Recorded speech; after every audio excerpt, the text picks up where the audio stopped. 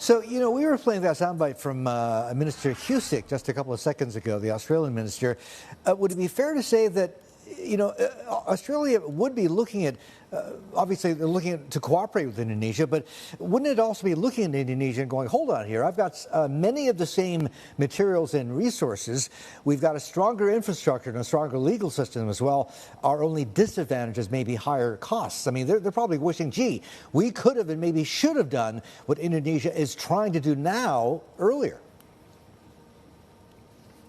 Yes, but I think in terms of the collaboration between the two countries, that it will only strengthen our economic cooperation. And also, if you look at the key materials in order to make EV batteries, that includes nickel and lithium. Indonesia is rich in nickel, but then no lithium, whereas Australia is one of the leading lithium producers in the world. So I do see the collaboration as a win-win and a positive catalyst, especially to fulfill our aspiration to be among the key EV supply chain hub. Ari, this is JP. Apart from that, we're talking about Indonesia possibly being the EV hub for Southeast Asia, about 600 million people. It's a fast-growing area across various countries. But apart from Indonesia, we've also seen a lot of EV makers or potential EV makers and car makers investing in Thailand. It's been growing slowly over the last couple of months. And also the fact that Thailand is called affectionately the Detroit of Asia and is the de facto hub for manufacturing at the moment. Do you think there's room for two manufacturing hubs in Southeast Asia, or do you think that Thailand and Indonesia will compete fiercely for who becomes the EV hub in the next couple of years? Yeah, sure, JP. So I think there's room for two countries to be the EV supply chain hub center. Again, Indonesia has its own advantages given that we have the largest nickel reserve in the world. And then basically there are a lot of automakers that are going to be producing EVs, and ASEAN is certainly an attractive region. But certainly the government is still rolling out further incentives to attract more automakers here, as Martin alluded to earlier with the ministers meeting Tesla and BYD, to attract them to investing here as well. So overall, I do expect investments to continue to ramp up in the region.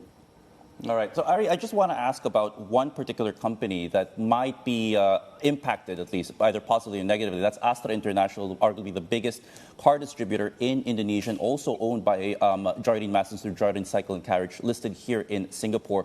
When you look at it, they might be in a prime position to actually benefit from the end user, which is distributing some of these cars. But the fact that they are very closely aligned with the Japanese car makers, who haven't been as active as, say, some of their counterparts like in China and in South Korea, what do you think is going to be the impact? Will they be able to benefit, or will they actually see themselves actually hampered by the fact that they're so closely aligned with these Japanese car makers that aren't as ahead of the EV in the EV race as compared to some of their other peers?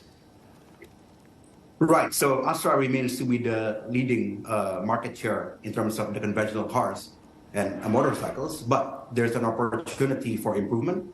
For instance, on the two-wheeler EV side, along with Honda Motor, they're going to be launching their first couple of models by year-end. So I think that's going to be a key catalyst. Meanwhile, on the Toyota side, Toyota Global has announced that they're going to be more aggressively launching BEVs in the future. Right now, they do have the VZ4X model, and they're going to be launching more affordable models in the future.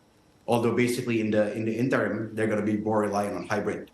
So yes, basically the Astra is in the predicament, but then I think there could be opportunities to transform their sales from ICE to hybrid, then to BEV over the long haul.